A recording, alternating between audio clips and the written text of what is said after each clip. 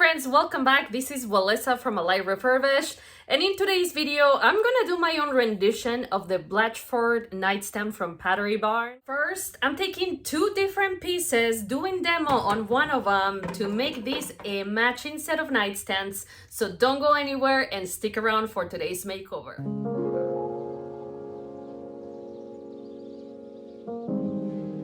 I took two pieces that are different in some ways, similar in others, but let's take a look at some differences between these two. Nightstand Prospect piece number one has a solid piece of wood as a top with a curved edge. And as you go down, you're gonna see that the base has some curving, have some head plugs that are rounded. Prospect number two for mica on the top. Very square edge. The drawers look similar, but as you can tell, there is a difference. And the bottom front, it's covered up as opposed to that. I'm gonna make these guys match just a little more. You guys know the drill. We're gonna start by removing the hardware first.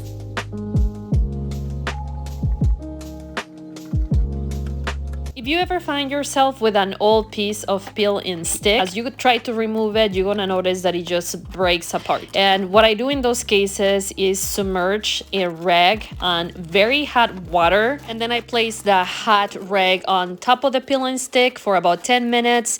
After that, you can remove the peel-in stick without problems.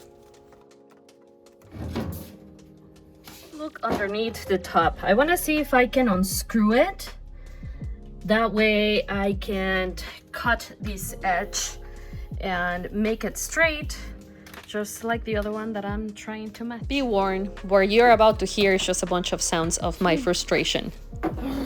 Not only it was tough getting the drill all the way in there, but I have no visibility to place the bit. So I had to go by feel and hearing. It barely fits in there, barely. There were also 6 more screws, 3 all the way in the back, which you can see in this video, and 3 on the front. The ones on the front were tough to remove, but the ones on the back, I have no words. Oh.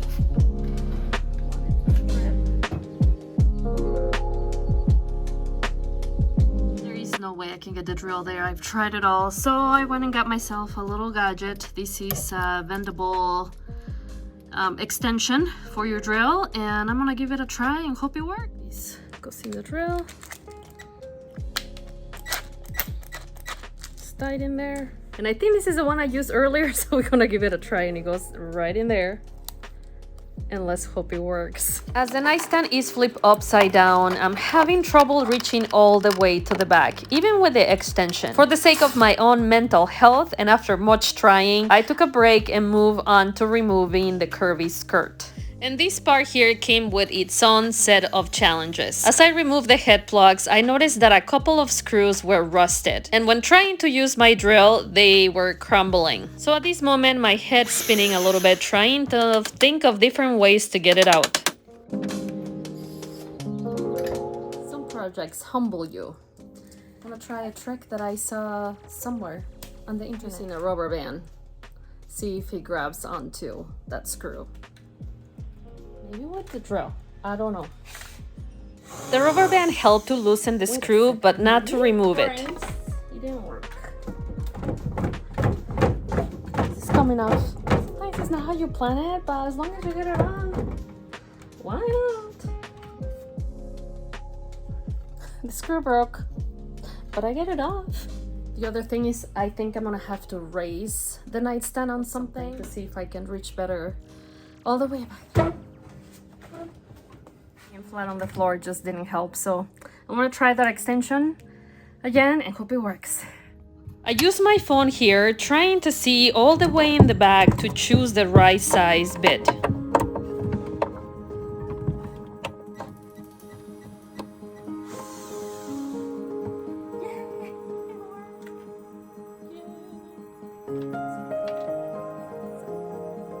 Boy, am I grateful.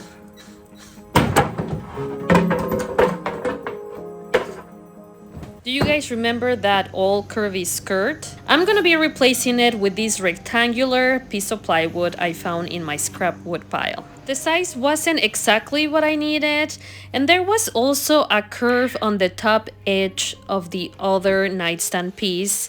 I happened to find a piece of a 1/4 round that I'll be gluing to this piece of plywood. After gluing both pieces, I clamped them and let them dry. While that dries, I'm going to measure and cut the wood top to make the edge square.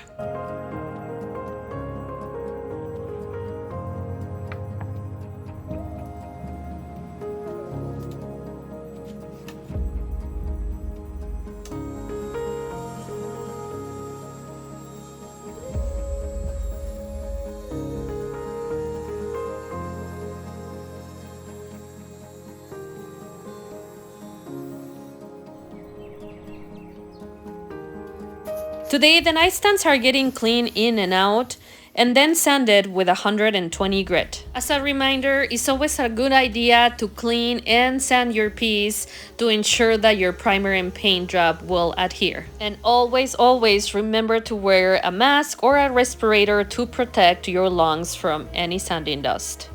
I'm prepping the laminate top the same way that I do the rest of the piece, by scuff sanding, getting rid of all that sheen, once again to promote adhesion.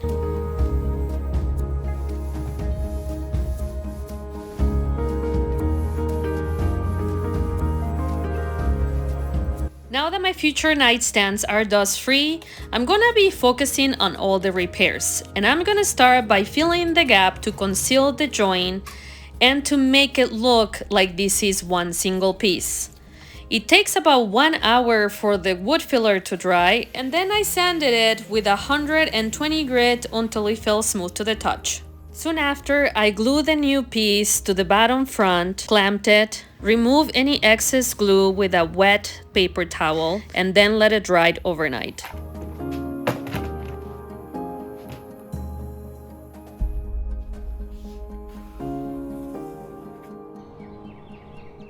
The next morning, I used my brad nailer to secure the piece in place, and I hid any nails by applying some wood filler to finish up this repair.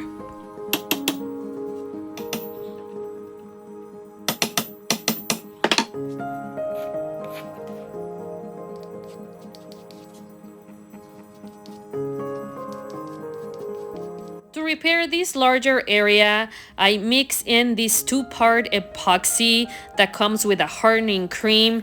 Once it's mixed with the paste, you have a couple of minutes to work with it, and it starts getting super hard, so be quick when you use it, but you can sand it after 30 minutes.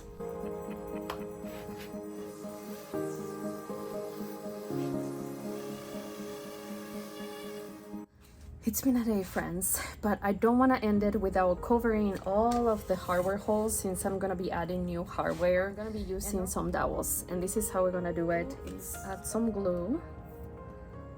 And now I'm going to go in for the back when the glue starts dripping, as I start hammering, and the glue is going to drip on the back and not the front. Plan for today is to finish sanding these dowels smooth, making them blend, look pretty. I want to close any gaps between the dowel and the drawer, so just a little bit of wood filler will take care of it. I glued the dowels in last night, and I must have been tired because I missed one. I'm gonna use this quick epoxy to take a piece apart. I wear gloves because it's stinky and it gets really hot when it gets activated. Just make sure that you mix the two colors really well. So after 15 minutes probably I'm gonna be able to sand it.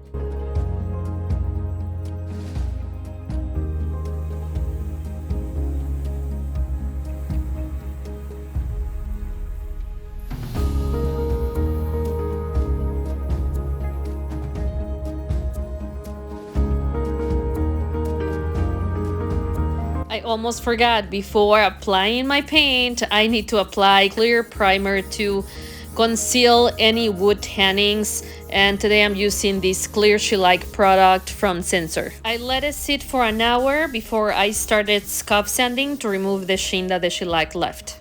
And after making sure that the nightstands were dust-free, I poured some chalk mineral paint from Dixie Belle in the color Midnight Sky onto my Flexio 3500 from Wagner. This is my first time using this line from Dixie Belle, and it was a very thick paint, thicker than I thought.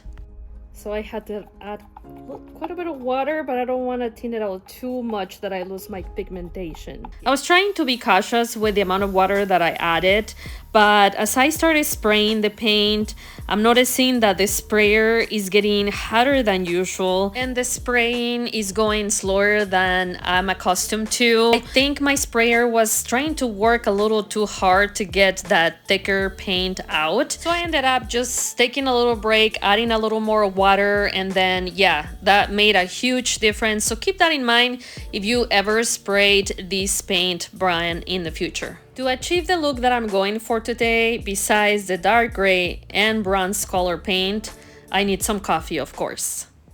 You guys have no idea. I've been waiting all day to get to do this, which I don't consider a job at all. This is fun for me, so let's get to it. We're also gonna need 2 different brushes, a sea sponge, and a wet rag that will help you correct or remove any mistakes.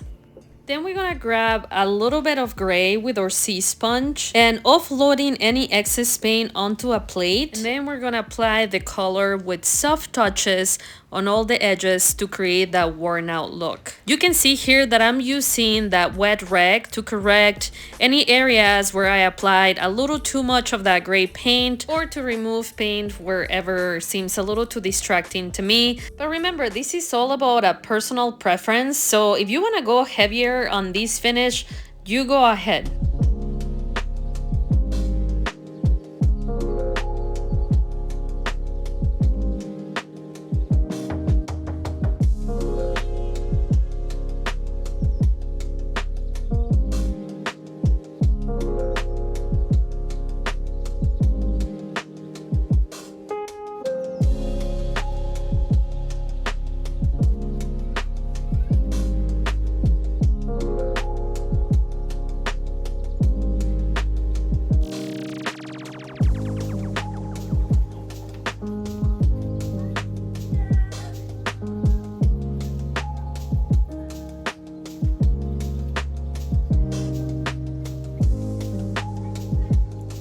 For applying the bronze metal color, I use a soft brush, only grabbing a tiny little bit of paint and then feathering it over the gray color. I can't emphasize enough how little bit of paint is needed for this part. For me, less is more when it comes to certain techniques, and this one is one of them. But you do you, my friends, so go as heavy as you like. Remember, this is playtime. There's no right or wrong here, so have fun.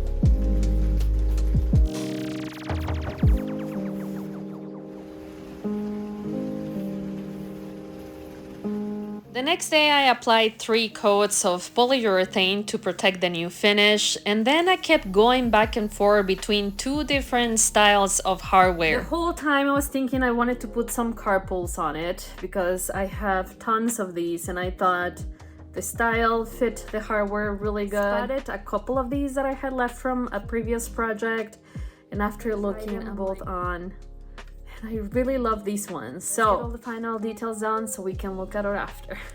Shortly after recording this video, I made up my mind and also made a trip to Hobby Lobby, and just wait until you see the new knobs on. But first, let's remember our inspiration piece. And now let's look at our not so matchy set at the beginning, and here we are today. I really love how this set turned out. I think the goal was accomplished and they look like a matching set. But let me know what you guys think of today's transformation in the comments. I can't wait to read you. I will see you next time.